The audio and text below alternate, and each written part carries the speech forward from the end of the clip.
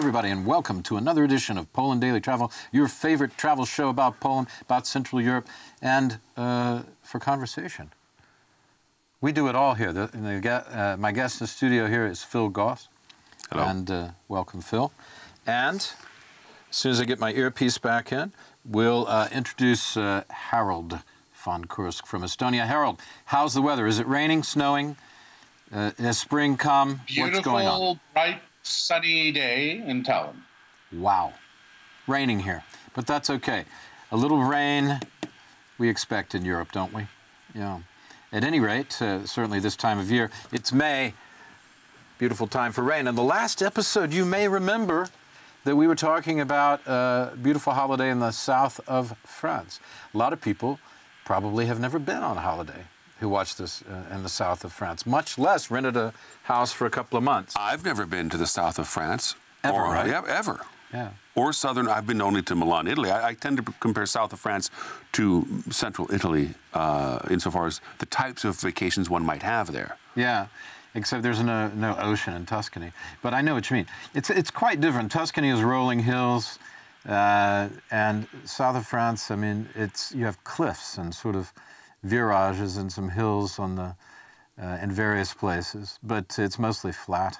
Well, both places steeped in history with plenty of things to see and do insofar as a person is passionate about history or just hiking in and among the natural settings. Yeah. No, Tuscany is fantastic. Everybody knows that. South of France, fantastic. These are legendary places. Hemingway and all that crew, Fitzgerald, everybody was in the south of France. We know, Harold, you have the Cannes Film Festival, which draws everybody from the entertainment industry. They have a lot of different festivals in Cannes. So south of France is known as a great and sort of glamorous holiday place, right, Harold? Yes, it is. I mean, one of my favorite places to stay, as I mentioned in the previous program, is Juan-les-Pins, where I've stayed at a lovely hotel, about one-third the price of those comparable facilities in Cannes, and it's heaven. And this is why I'm looking for a summer house there now. But I have to make a correction. I misspoke in the last episode. The Roman amphitheater is, in fact, located in the city of Arles. Yes, in Provence. It's Provence. Tell me, Harold, how much, what would you consider to be a reasonable price for renting a house in the south of France for a month? Is that how long you're going? Well, no, I'd be renting it for 4 months. So what do you expect to pay for a 4-month rental in the south of France? I would say it'll cost me the mid-5 figures. Mid-5 figures. Well, 5 figures is anywhere from 10 to 99. So you think it's going to cost you 40? Yes, well, I'll be sharing it with one other person, but you can get something in the mid-4 figures. It depends if you want a swimming pool, but sometimes these places go for.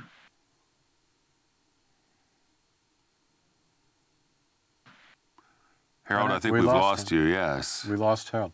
He was because I think he was telling a Porky Pie about that price. So basically, no swimming pool, 5,000 euros per month.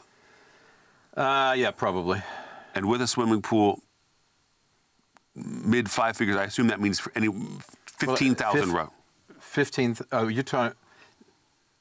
I think he's talking about 20,000, probably 20,000 euros per month each for the time. Oh, for the 4 months. For the 4 months, yeah. Perhaps. It's probably 40,000 euros. You're going to spend 40,000 euros renting this for 4 months. No. I mean, I'm saying there's many ranges. What I'm trying to get it for about 10,000 euros for 4 months. Oh, that's But if the Cannes Film Festival takes place, it goes up to 20. So I probably will then only rent the house after the Cannes Film Festival and stay in my favorite hotel in Juan-les-Pins for the festival. But right now the festival is very dicey because unfortunately France still hasn't done a very good job of vaccinating its citizens. And the Berlin Festival now probably will not be held in June in Berlin as scheduled So it's very difficult for festivals because of the amount, there are lots of parties and events that have to take place. Okay, what are the top 3 attractions in the south of France quickly, and we're going to end this episode. Top 3 attractions in the area. I will say the beach at Juan-les-Pins because it has sand. That's mine. You got a couple more, Harold? Or maybe Saint-Tropez? Well, as I mentioned, I would like to include the amphitheater in Arles, although it's not per se in southern France. It's a little bit west. Yeah, it's Provence. And of course, I would go visit Monaco, Monte Carlo. And Monte Carlo. Okay, it's a good place to end. Thanks for watching. More travel stories and future plans for the summer on the next episode of Poland Daily Travel. Thanks for watching.